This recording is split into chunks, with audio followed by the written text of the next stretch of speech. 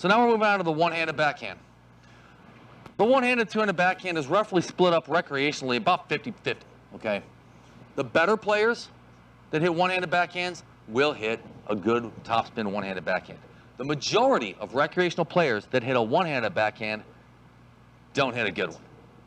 Good is not a relative term either, okay? There are concrete things we need to do to be hitting what's considered a good one-handed backhand by the majority of tennis professionals. Now, there's three common problems that I've seen over and over and over the years that cause people to not even approach a dream of hitting a good topspin one-handed backhand, okay? The first of them is the grip. Now what I'm going to do is I'm going to demonstrate this shot, what we want to do with the correct grip. I'm going to demonstrate what the shot should look like. I'm going to demonstrate 3 errors. I'm going to demonstrate each of those errors, explain those errors, and then I'm going to show how we eliminate those errors by replacing them with good habits, okay? Good practices. So the first thing I'm going to do is hold it in either an Eastern or semi-Western grip. I like an Eastern. That's me, personal preference.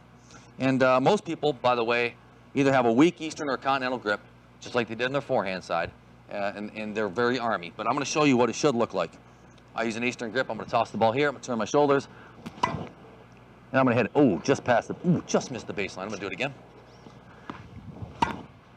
That's what we want to be looking like, okay?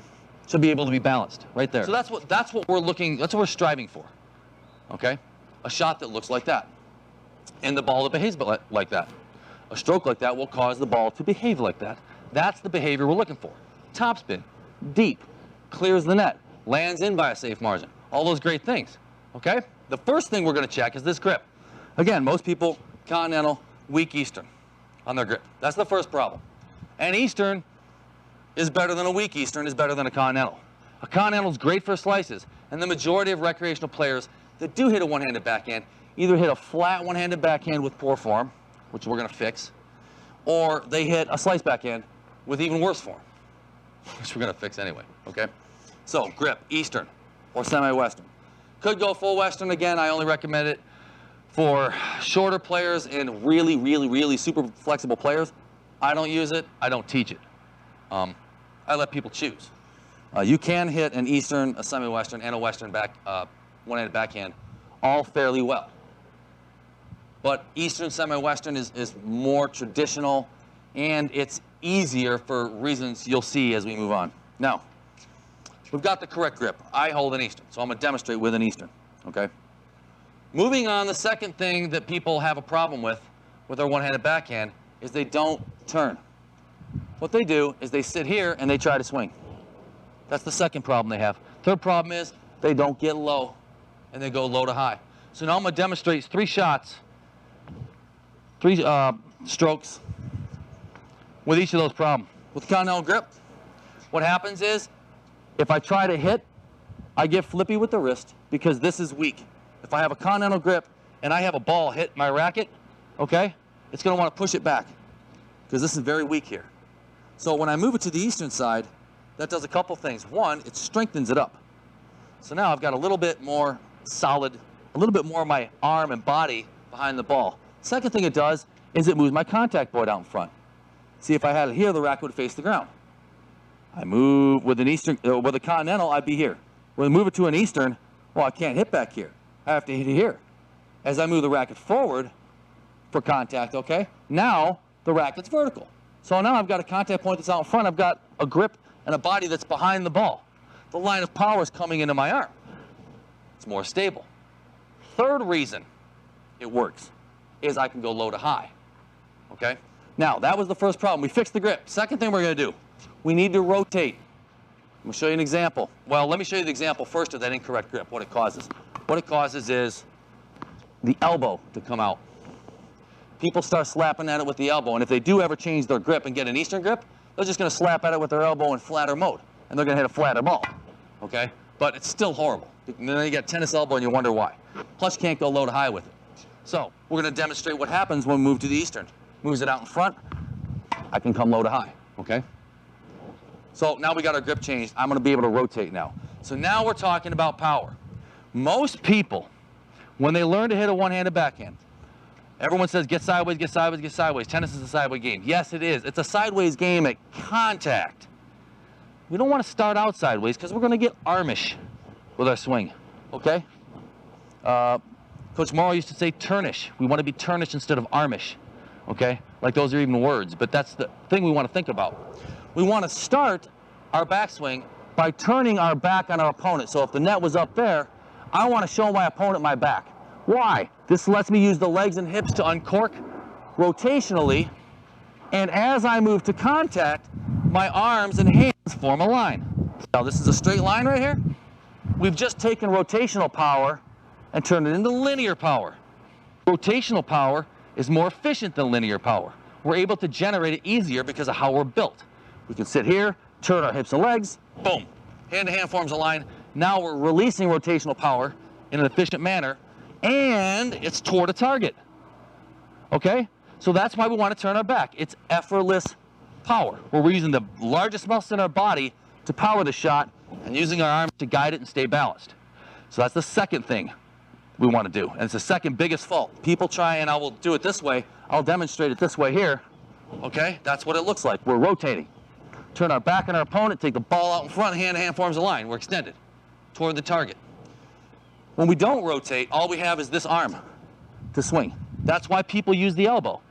And when they use the elbow, does your elbow move low to high good here? No, but it moves real easy high to low. Everyone's hammered a nail, right? Moves real easy high to low, so what people do is they come like this. And they end up hitting backspin. They can't hit topspin. They can't figure out why, okay? It's because their grip is in the wrong spot, A. B, it's because they're not turned. And C, we're going to get to the third most common problem. Third most common problem is people can't get low to high on the ball for the reasons we just explained. Okay, they had the wrong grip, A. They were trying to swing with their arm, B, which means this is how they get the power, with the elbow, and sometimes the wrist even, okay? Now that we turn our body and move our weight rotationally to linear power, in a rotational to linear fashion, in a turnish way, okay? Now that we're doing that, now it does something else. It allows us to use our legs, our core muscles, our legs, our abdomens, our hips. It allows us to turn, bend. Now we've got the racket high, and we can go low, high.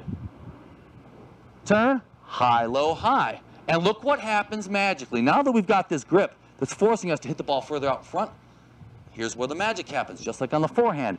Forehand, it happens right at the end. Backhand, it happens right at the end. We turn and come low, high, high, low, and then high. This motion here, look at that distance for topspin.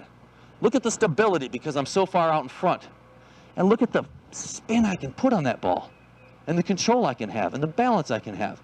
All because I took my grip, changed it to an Eastern backhand, I turned my body, and then I went low, high, out in front, and I made contact out in front. If I make contact back here, there's no way I can do it. I don't have the strength to put topspin on a ball back here, but I can sure as heck do it out here. So let's see what that looks like. Drop, turn, high, low, high. Just like that, okay? Be perfectly balanced when you're done. Hand-to-hand forms a line, okay? Again, we want to be thinking about our grip. Drop the ball, we're going to toss it out in front there. I'm going to look at a 45, 90-degree angle approximate to where I'm aiming, which is the corner. So I'm going to go out at a 45, toss the ball out there. I'm going to turn. I got the grip I need to hit out in front. I'm going to turn. High, low, high. Hand-to-hand forms a line. Wherever my arms are pointing is where the ball's going to go. This way. If you look at it from this angle, where my arms go there, the ball's going to go there. Now that my arms are going toward that corner, and you're going to see this from a different camera angle, the ball's going to go to the corner. Just that simple. High, low, high. Okay? Okay, so I got a couple more balls. So what we're going to do is I'm going to hit these to the corner. Hand-to-hand forms a line. If I want the ball to clear the net by more, I'm just going to bend more and lift the ball. We talked about tennis being a lifting game, not a hitting game. Now we're going to put it into practice. Toss the ball, turn, high, low, high. Toss the ball, turn, high, low, high. Again. I'm lifting the ball. The racket is lifting the ball. My legs are doing the work. See that? It's not my arm, it's my legs. The arm is just the tail end of the whip. Okay? Perfect balance, that's what we want. You can't ask for anything more. We clear the net by 5 feet, we land in by 5 feet, it's past the service line by 8 feet, or that'd be 13 feet. You're good, okay? Again, proper grip. Now we're able to take the ball out in front because we have the proper grip. Instead of having that continental grip, we'd never be able to hit topspin from here. This is weak. We got the right grip, now we're out in front. We're going to turn, bend the knees, high, low, high. Throw it up there, turn, high, low, high. Hand to hand forms a line, just like that. Let's do it again. Let's do it again. Let's go for a real extreme angle into the corner by the sideline. Boom. Okay? So that's what we want to do. Those are the things we want to practice. And these are the kind of things I've just shown you. You know, you could say to yourself, well, I don't know what going out to the tennis court and dropping balls like that and hitting them is going to do. You may think it might not do anything for you. But here's the thing. Ask any good player to do it, and they'll be able to do just what I told you. Just what I showed you. So that demonstrates that it's a skill. If it's a skill, it's something that we are able to do. Like a baby walking. Crawls, climbs, walks, runs, right? Same thing. Little baby steps here. Grip. Grip allows us to get out in front. Turn. Turn allows us to power the shot with our body and legs. And allows us to go from linear, and as we go to the contact point and spread the arms in front of us, hand-to-hand forms a line, allows us to go low to high. A couple more. This is excellent practice. This is outstanding practice, because when a ball starts coming at you, where it's in the horizontal plane, more than the vertical plane like it is now, it gets easier, because the ball stays in one spot longer, relative to your height, okay? So, that's it for the one-handed backhand, and we're going to move on to the two-handed backhand. So let's do that now.